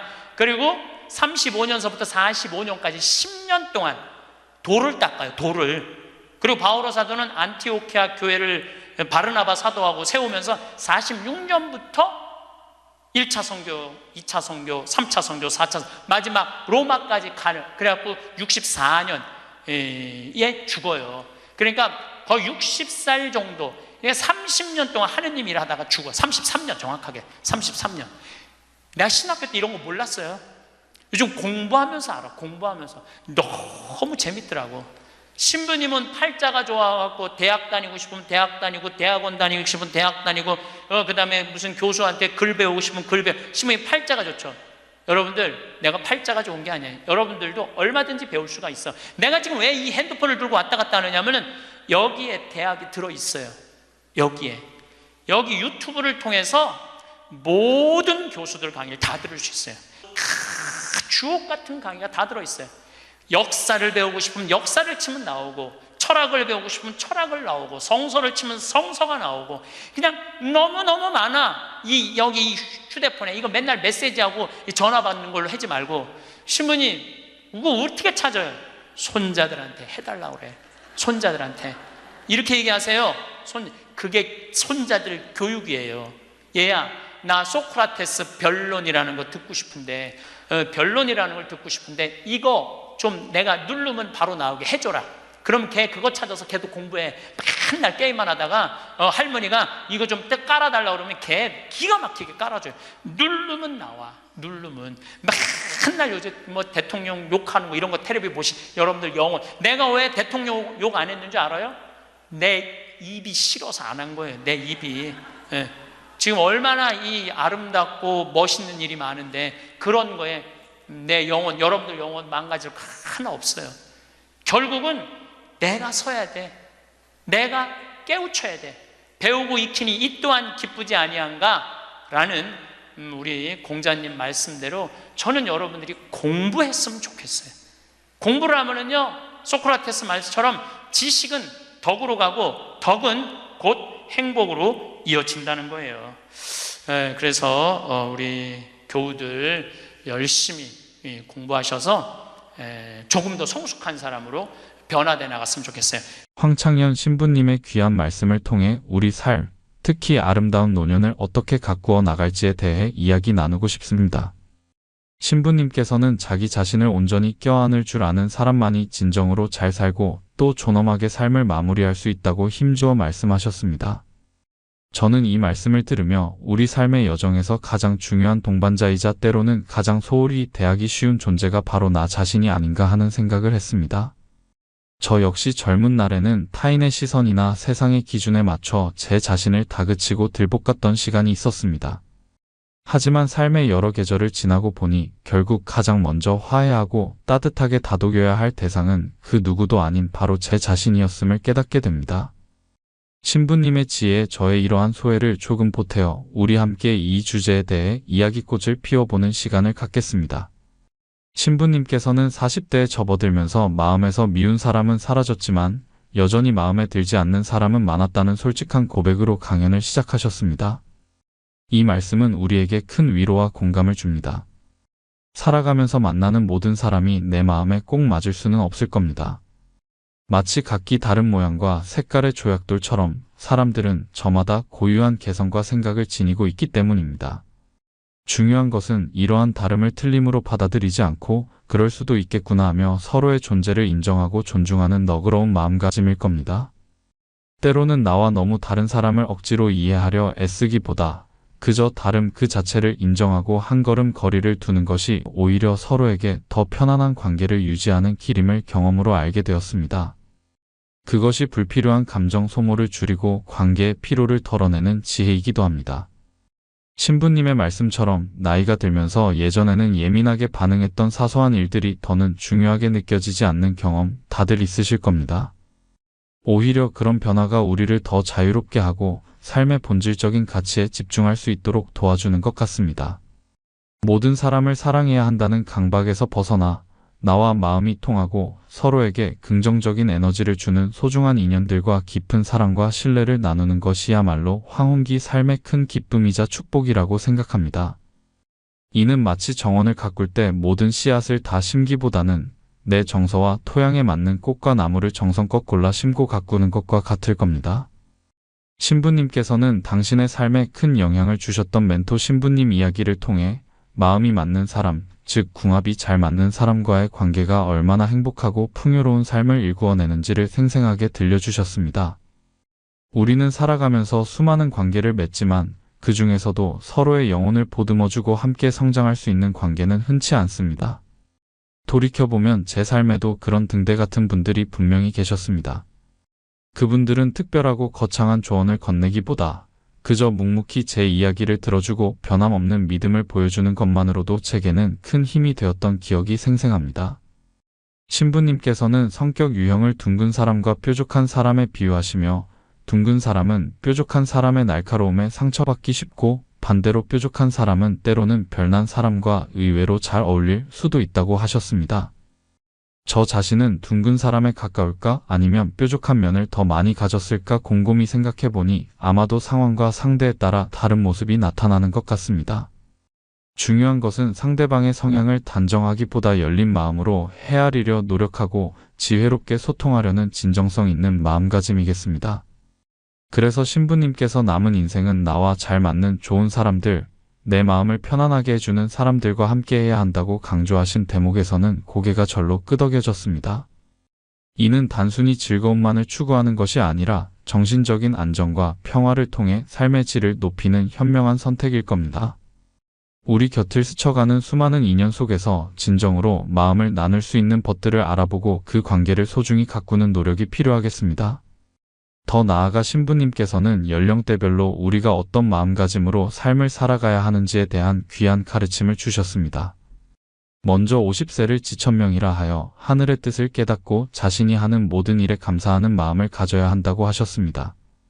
젊은 시절에는 자신의 능력과 의지를 앞세워 세상을 헤쳐나가려 하지만 쉰을 넘어서면서부터는 더 큰 흐름, 어쩌면 신의 섭리라고도 할 수 있는 거대한 계획 속에서 자신의 역할을 겸허히 받아들이고 그 안에서 최선을 다하며 감사하는 삶을 살게 된다는 말씀은 깊은 울림을 주었습니다. 하늘의 뜻이라는 것이 때로는 거창하게 느껴질 수도 있지만 저는 그것이 각자에게 주어진 삶의 소명을 발견하고 그 길을 묵묵히 걸어가며 자신만의 이야기를 써 내려가는 과정이라고 이해하고 싶습니다. 그리고 그 여정 속에서 느끼는 작은 성취와 기쁨, 때로는 시련 속에서 얻는 깨달음에 감사하는 마음이 자연스럽게 우러나오는 것 같습니다. 잠비아에서의 봉사 경험을 예로 드시며 과거에는 하느님의 이름을 빌려 자신의 일을 했지만 이제는 진정으로 하느님의 뜻에 따라 움직인다고 하신 고백은 우리 삶의 주도권과 목적에 대한 근본적인 성찰을 하게 만듭니다. 60세는 이순이라 하여 어떤 말을 들어도 귀에 거슬림이 없이 순하게 받아들일 수 있는 경지, 즉 세상의 이치를 이해하고 쉽게 화를 내지 않아야 한다고 강조하셨습니다. 저는 이 말씀을 들으며 진정으로 나이값을 한다는 것이 무엇인지, 어떻게 하면 곱게 늙어갈 수 있는지 고민하게 되었습니다. 귀가 순해진다는 것은 단순히 다른 사람의 비판이나 싫은 소리에 무뎌지는 것을 넘어 상대방의 말 속에 숨은 진심과 맥락을 헤아리고 세상의 수많은 시끄러운 소리들 속에서도 내면의 평정과 중심을 잃지 않는 적극적인 노력과 수양의 결실이 아닐까 싶습니다. 저 또한 그러한 평온하고 지혜로운 경지를 향해 매일 마음을 닫고 배우는 자세로 살아가려 합니다. 신부님께서는 나이값을 못하는 사람들의 안타까운 행동들을 지적하시면서 성숙한 인격으로 주위 사람들에게 편안함과 존경심을 주는 어른이 되는 것의 중요성을 일깨워 주셨습니다. 그리고 70세는 종심소욕불유구라 하여 마음이 하고자 하는 대로 행동해도 법도나 규범에 어긋나지 않는 경지에 이르러야 하며 80세에는 생명 그 자체를 귀하게 여기고 사랑하는 마음, 즉 애지생의 마음을 가져야 한다고 설명하셨습니다.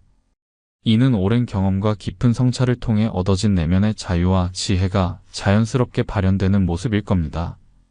제 삶이 70, 80대에 이르렀을 때 신부님 말씀처럼 제 마음이 이끄는 대로 진실되고 자유로운 삶을 살면서도 주변과 아름다운 조화를 이루고 나아가 세상 모든 생명 있는 것들을 따뜻하고 자애로운 시선으로 바라볼 수 있는 그런 어른이 되고 싶다는 간절한 소망을 품어봅니다. 신부님께서는 당신의 삶 속에서 매 순간 감사하는 마음으로 살아오셨던 경험들을 나누어 주시면서 작은 것에도 감사할 줄 아는 삶이 얼마나 풍요롭고 복된 삶인지를 다시 한번 강조하셨습니다. 해 질녘 노을의 아름다움에, 한 끼 식사의 소중함에, 따뜻한 차 한 잔의 온기에 감사할 수 있다면 우리 삶은 그 자체로 충만할 것입니다. 결국 신부님의 모든 말씀은 나 자신을 있는 그대로 받아들이고 따뜻하게 껴안아주는 것이 행복한 삶의 출발점이자 완성이라는 메시지로 귀결됩니다. 신부님께서는 나이에 따른 삶의 단계를 이해하고 현재 자신이 어느 단계에 와 있는지를 깊이 성찰해 볼 것을 권유하셨습니다. 그리고 끊임없이 배우고 공부하는 자세의 중요성을 역설하셨습니다. 새로운 것을 배운다는 것은 단순히 뇌세포를 깨우는 것을 넘어 우리 안에 잠자고 있던 호기심과 열정을 다시금 불러일으키는 매우 즐겁고 가슴 뛰는 여정이라고 생각합니다. 그것이 거창한 학문이나 전문 지식이 아니더라도 일상생활 속에서 새로운 요리법을 익히거나 손주와 새로운 놀이를 배우거나 혹은 아름다운 시 한 편을 읽고 감동하는 모든 순간이 우리를 더욱 젊고 생기 있게 만드는 것 같습니다. 지식을 쌓는 것뿐만 아니라 덕을 함께 쌓아갈 때 우리는 비로소 내면이 성숙한 아름다운 사람으로 변화될 수 있다고 하셨습니다. 요즘은 스마트폰 하나만 있어도 세상의 모든 지혜와 정보를 접할 수 있는 시대입니다. 배움에는 정년이 없다는 말을 실감합니다. 여러분, 오늘 황창현 신부님의 말씀을 길잡이 삼아 우리 각자의 삶을 더욱 깊이 있게 돌아보고 앞으로 남은 소중한 시간들을 어떻게 채워갈지 함께 고민하고 지혜를 나누는 시간이 되었기를 진심으로 바랍니다. 나 자신을 온전히 사랑하고 아끼는 것을 시작으로 우리 주변의 소중한 인연들과 따뜻한 정을 나누며 매일 새로운 것을 배우고 성장하는 기쁨 속에서 더욱 풍요롭고 의미 있는 황금빛 노년을 만들어갈 수 있다고 굳게 믿습니다. 오늘 신부님의 말씀을 되새기며 저 또한 제 삶의 매 순간을 더욱 소중히 여기고 더 많은 사랑과 깊은 감사 그리고 끊임없는 배움으로 채워나가야겠다는 다짐을 새롭게 합니다. 여러분의 삶 역시 그러한 풍요로움과 기쁨으로 매일매일 가득하시기를 진심으로 기원합니다. 우리 모두가 그러한 삶의 자랑스러운 주인공이 되기를 함께 응원합니다.